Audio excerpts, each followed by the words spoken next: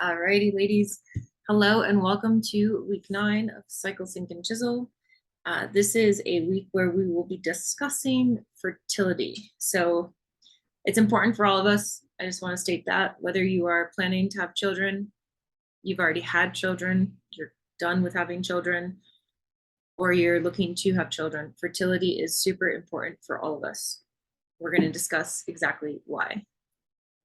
So our objectives today, we'll discuss fertility awareness, why fertility matters, the importance of estrogen and progesterone, why it's important to be maintaining ovulatory cycles, what exactly is a normal cycle. At this point, I feel like we have a pretty good understanding of what a normal cycle is, but we'll just kind of touch base on that real quick.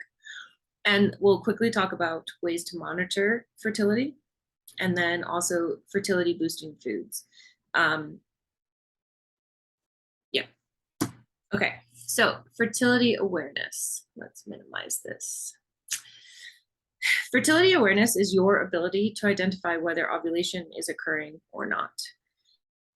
Your fertility, or let's put it this way, ovulation is a huge indicator of overall health. If you can identify if ovulation is occurring or it's not, you are going to be more likely to make informed decisions regarding your health, right?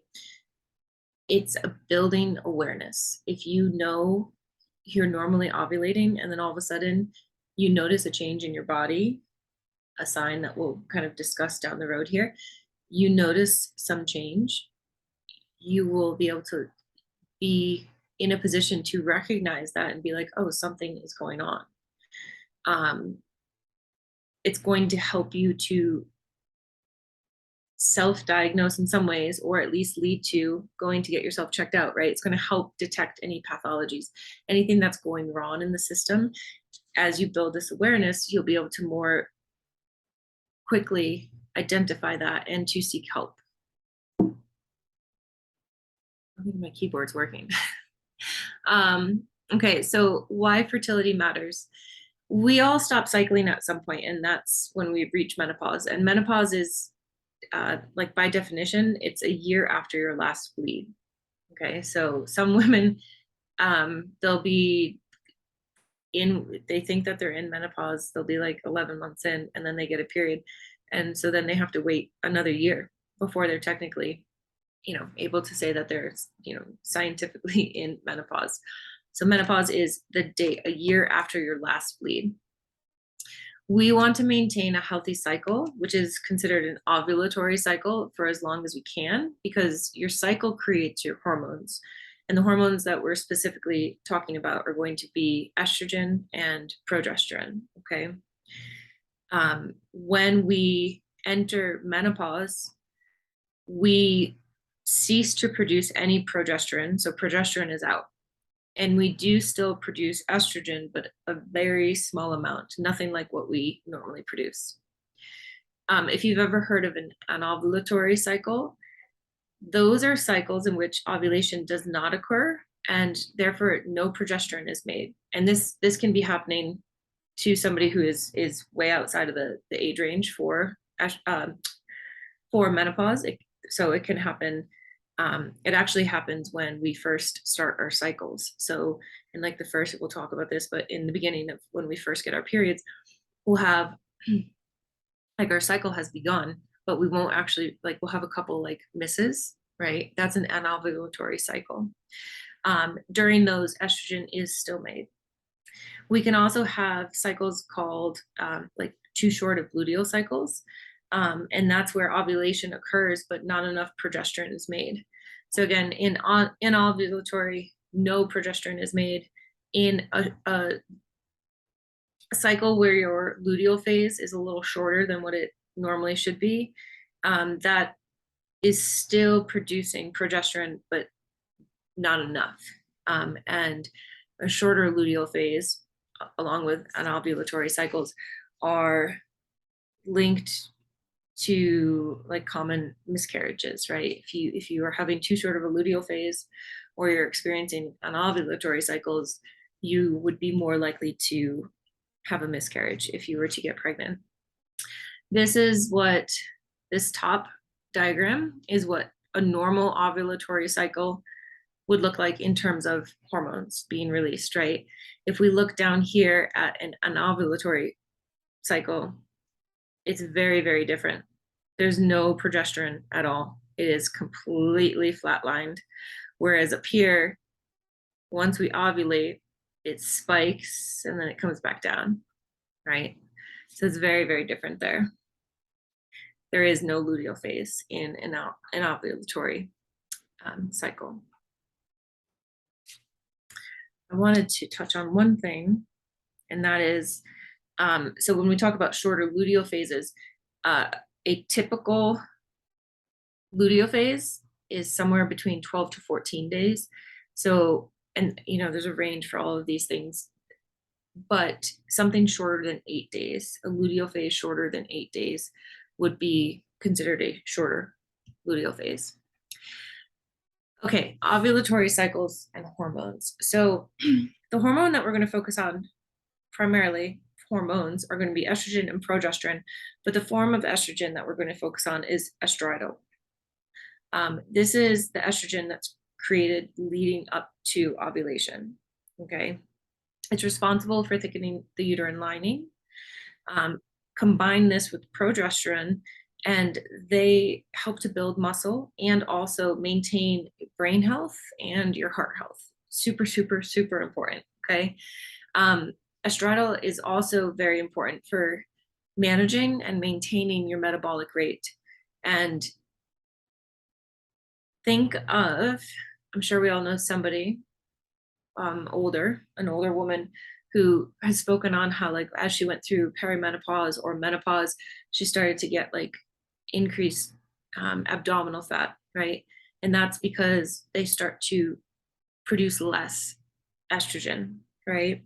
And estrogen actually helps us to minimize abdominal fat. So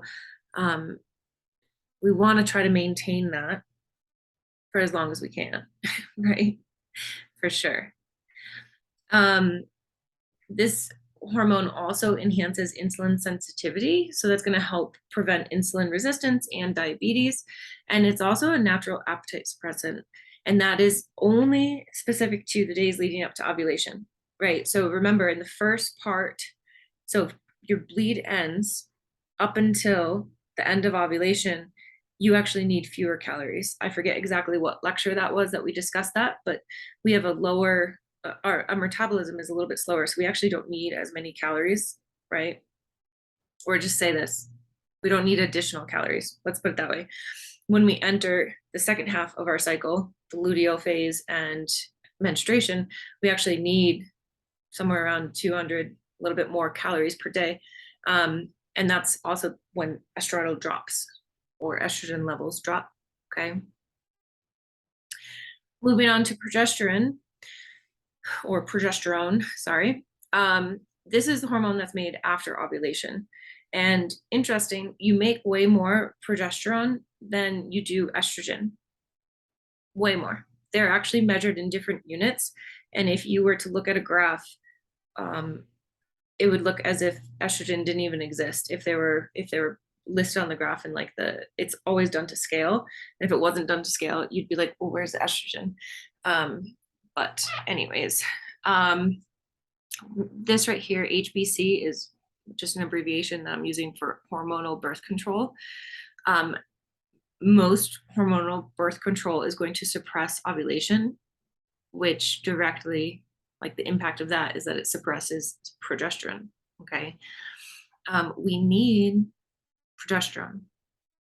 We're going to talk about birth control at a different time, but one of the roles of this hormone is to thin your uterine lining, which would lead to likely less heavy bleeds, right? So if that lining is thinner, if everything's kind of going the way it should, that lining thins as after ovulation from the increase of progesterone. And so that can actually help prevent heavy bleeds. Other benefits of this hormone are that it calms your brain, it helps reduce anxiety, and also helps promote sleep.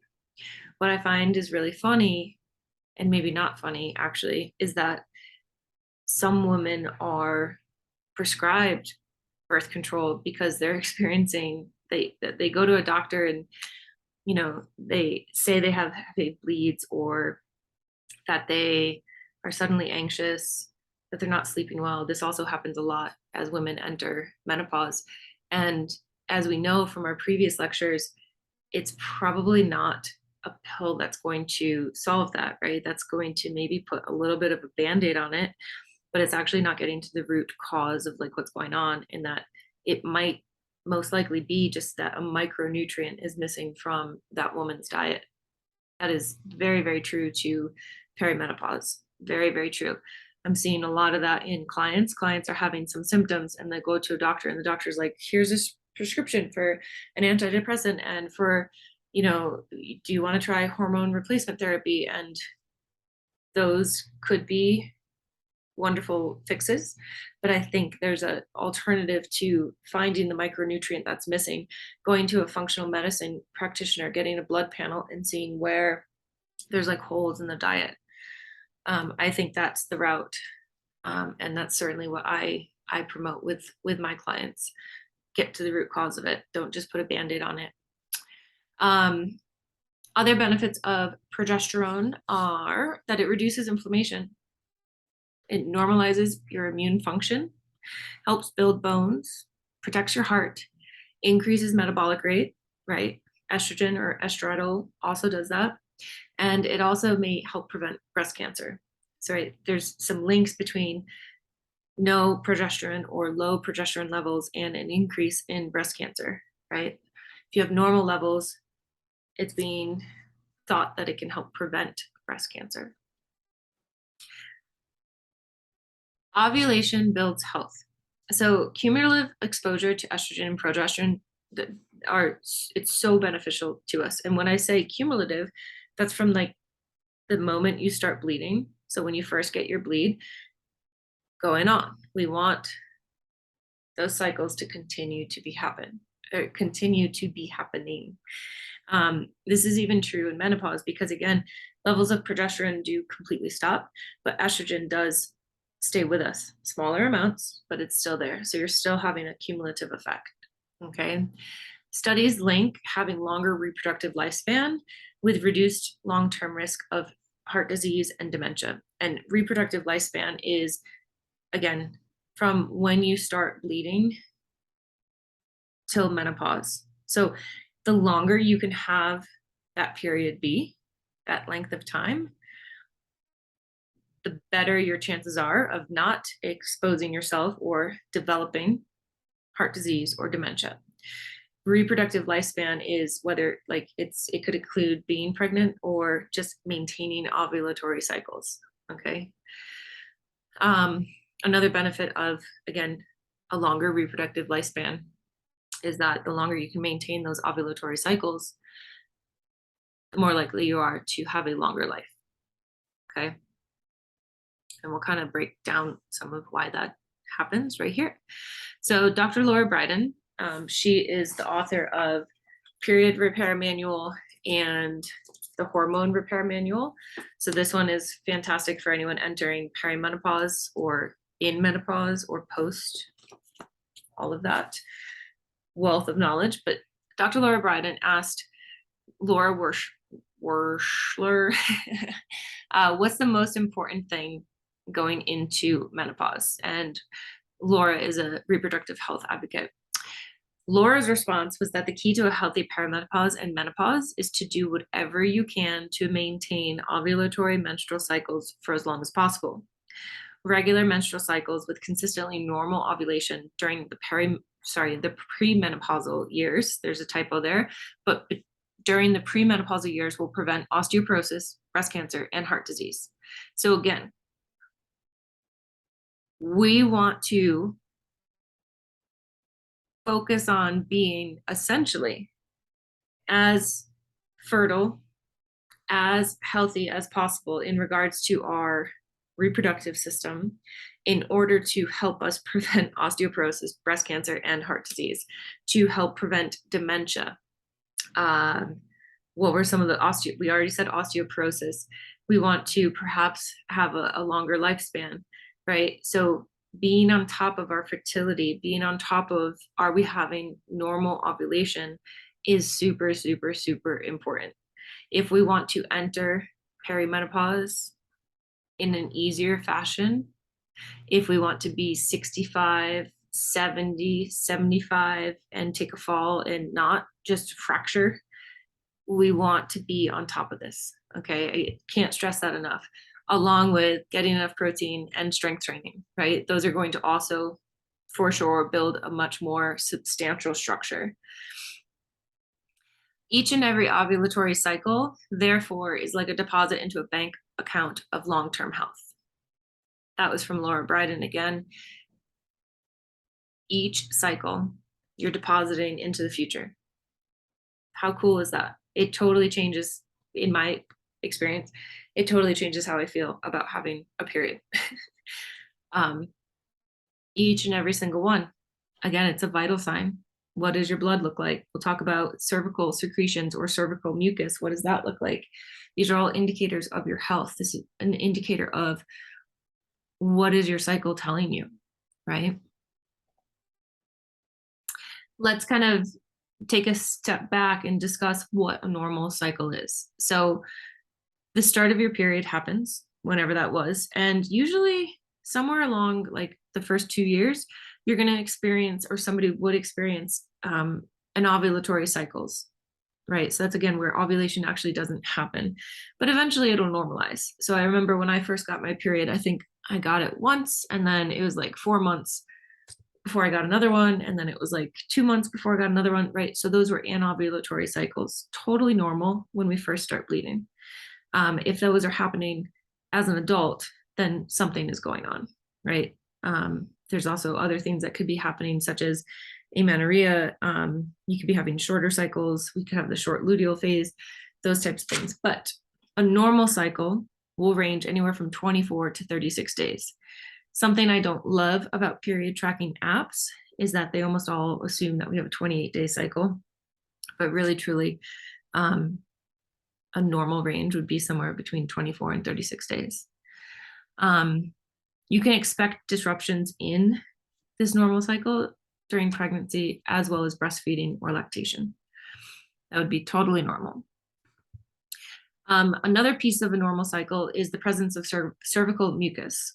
You could also hear that being referred to as cervical secretions. That is a mix of water, electrolytes, plasma, proteins, mucins, and some other compounds. You can expect to see 2 different types throughout a cycle. Again, this is through a normal cycle. So the 2 types are estrogenic mucus, and that's going to be in the pre-ovulatory phase. So think follicular, and then before you actually ovulate. That's going to be translucent and pretty elastic, okay? The next type of mucus would be progestational mucus, and that's going to present in the luteal phase. So that's actually after ovulation, and that's going to be opaque and sticky, okay? Real sticky. So this is like, we need to know this about ourselves, right? So looking at the liner of, I don't tend to wear underwear. Looking at the liner of your leggings or looking at your underwear, what type of mucus are you experiencing, right? Getting familiar with that. It's just like knowing your blood. So knowing your blood and your secretions, we know that the color of our blood can be a great indicator of what's going on in our bodies. We also want to know like what's going on with our secretions. Becoming aware is helping you to build sensitivity. And by sensitivity, I'm just meaning, we kind of touched on this in our last lecture, we're so desensitized to what's going on in our bodies. So building sensitivity, becoming very acute to like, something's different, something is off. So that's like being so aware of what's normal for your body that you can very quickly recognize this is not normal. Something's different here. Let me just pay a little bit more attention. It doesn't mean you need to rush to the doctor right away. No cause for severe alarm right off the bat, but like just start to initiate more in-depth observation. Like, is this just a one-off, or is it happening in recurring cycles? If it's happening, say 3 cycles in a row, then I would say go to a doctor, right? 3 cycles in a row, you've got 3 months of this, probably time to go just get a more in-depth look at what's going on.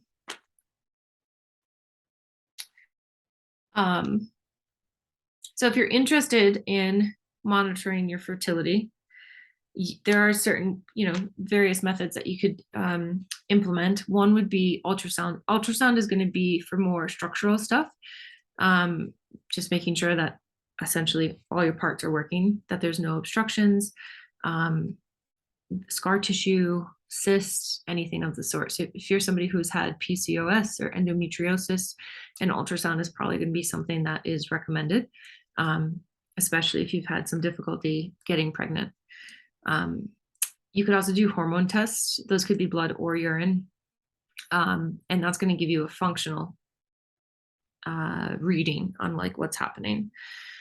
You can check cervical mucus, right? If it's appearing the way it should during ovulation, then you're ovulating. You know that that's at least happening. You can be checking basal body temp. That's just putting it before you get out of bed, before you've like kind of stood up, taking your temperature each morning. You chart it, right? Take note of it. And when you see a sustained rise in your temperature, that's an indication that you are ovulating, and then it'll drop back down. And then of course, pregnancy. If you're pregnant, you're very fertile. There you go. It's working. Just a reminder that fertility awareness is the ability to know if ovulation is occurring or not. If you aren't interested in having a child, we should also know where we are, right? If we don't want to get pregnant, we should have some awareness. This is my own personal thought, and maybe some people will share this, but I do feel that hormonal birth control, as somebody who took it for a long time, kind of removed some of my awareness. Like it was just a thoughtless process of, I'm just going to take this pill. I take it every day. It's an entire myth that you're supposed to take it at the same time every day. But like taking this pill every single day, I had no idea where I was in my cycle. I had no awareness of, I didn't know anything about my cycle, right? I just knew that if I took this pill, I most likely would not get pregnant, and that was the goal, and done deal. Awesome. I would encourage anyone who is on hormonal birth control to educate yourself on other means and see if any of those speak to you. Again, just so that you could come into a place of more empowerment, right? Of like, I know where I am in my cycle. I know that if I'm not trying to get pregnant, I shouldn't be having unprotected sex during these times. If I'm trying to get pregnant, this is my best window. Again, just building that awareness. Some foods that help boost fertility are going to be, these are recommended from Elisa in Woman Code. Buckwheat, we have leafy greens, chickpeas, honey. I would say make sure you're going for local honey for sure. Eggs, make sure your eggs are like the best, most nutrient dense eggs that you can get. I'm like slightly perturbed because I thought I bought really good eggs the other day and the yolks were so pale. I was heartbroken. They were like this color yellow when I've been getting eggs that are like nearly orange. I don't know, false advertising. They were not what they said they were. But that really rich orange is a very good sign.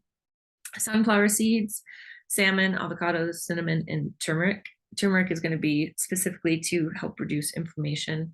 Your salmon and avocados and a bit of the sunflower seeds are going to be for omegas.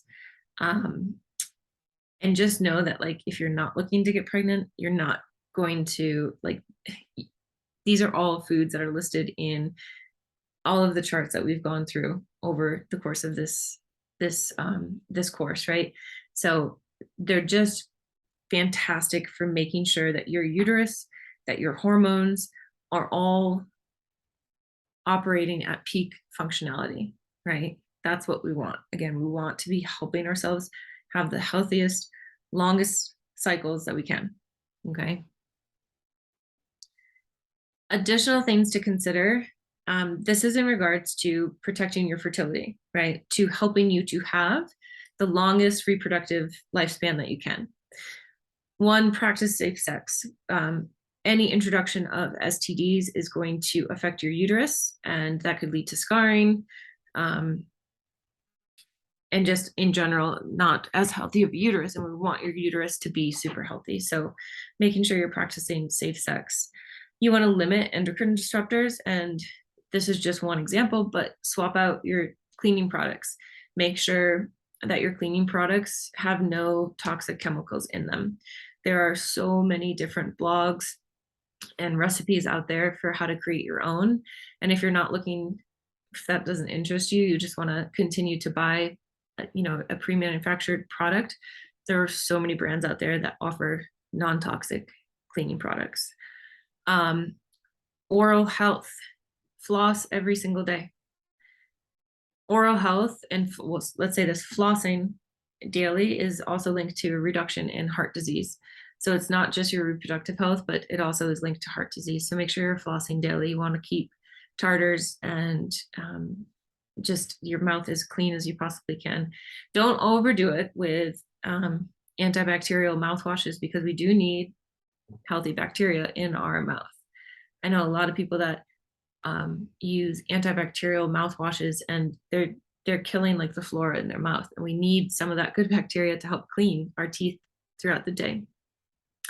Another thing is to limit your exposure to x-rays. So this would be the most common example of this is somebody who travels a lot, who has to go through the scanners all the time at the airport. If that's you and you are worried about your fertility and maintaining as long of a reproductive lifespan as you can, say you're traveling once a week, twice a week, 3 times a week, see if you can go through like the pat down, because that is a lot of exposure. Somebody like me who travels maybe like 4 times a year, maybe 6, I wouldn't say it's that big of a deal, but higher the exposure, I would definitely start to consider that. Okay. Like I said, this was a quicker one. So homework for this time around, asking yourself some of these questions. So are you aware of where you are in your cycle? And this is something I just like to ask myself. Can I do it without looking at my app? Do I know where I am without looking at my app? I'm very, very, like, I know what part of my cycle I'm in. The day of which I'm supposed to bleed, I'm always like a little bit off, but I know that I'm so close to bleeding. And I know that I'm 2 days out currently at this point. But do you know where you are in your cycle? Then asking yourself, what do your cervical secretions look like? Based on the notes from today, can you place where you are in your cycle based on your cervical secretions? Does that match up to where you think you are in your cycle, or to where your app says you are in your cycle? Do those 2 things match? If not, just, build some awareness around that and start to notice if that's a pattern. Okay. And then something I think that's not really spoken about a lot, but has a little bit to do with today's discussion, because we did talk a little bit about perimenopause and menopause. Asking your mother or your grandmother if either of them are available for you when they entered menopause, because that's going to be a pretty good indicator of when you're going to enter menopause. And you can start to just, again, build awareness, right? Are you noticing different changes? And having like a little bit more direction and clue as to like what's going on with your body, right? Yeah. So let's pull this back up. So for this week, that is it. It was a super short, very small one. I'm going to go ahead and end the recording. If anyone does have any questions, if you're watching this at home, feel free to reach out. Just a reminder that you want to try to be in an ovulatory cycle for as long as you possibly can be. Okay. When we see imbalances, we got to try to right them as soon as possible. Okay. All right, I'm going to end the recording. Please reach out if you do have any questions. Shayla, I'll be right with you. Can we pull it down? Where is it?